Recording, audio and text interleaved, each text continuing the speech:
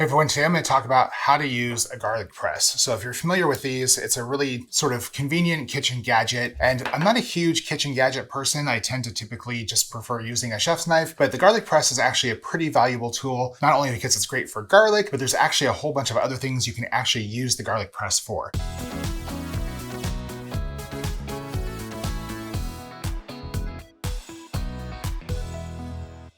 So let's first talk about what the garlic press is actually for. A lot of garlic presses these days, at least some of the nicer ones, have two different sides to them. They have the sort of minced side, and then they also have a sliced side. So the garlic press actually takes garlic, and a clove at a time or a couple cloves at a time, you can actually express the garlic, mincing it, getting those garlic oils without having to chop it. You can definitely use the garlic press faster than microplane, chef's knife, any other device that you're typically going to use. The garlic press is quicker. One of the best things about the garlic press is that you actually don't need a lot of skill to use it. It's a great tool for amateur cooks because it's just a matter of putting the garlic in the chamber in the press and then pressing it through. You're not going to hurt yourself. It's really easy to use. It's not super expensive. It's a really, really great kitchen gadget. One of the things to think about when you're using a garlic press is preparing the press for actually using it. So while you can just put a clove of garlic in the chamber, I recommend actually taking some cooking spray and spraying the chamber with a little bit of the spray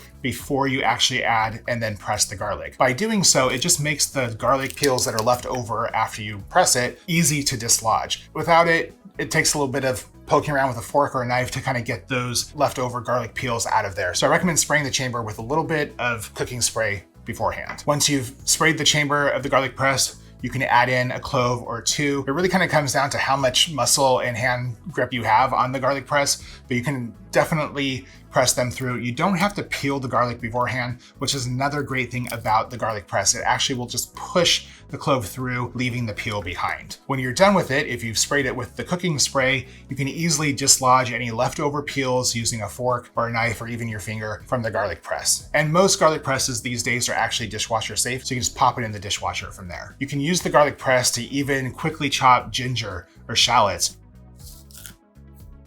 You can use it for chili peppers or even radishes. Along with that, you can also use a garlic press to mince olives for a tapenade. And if you don't have a mortar and pestle, garlic presses can actually be used to crush spices like cloves or other dried spices where you would want to use a mortar and pestle. So it really is a versatile tool that you can get more out of than just pressing garlic.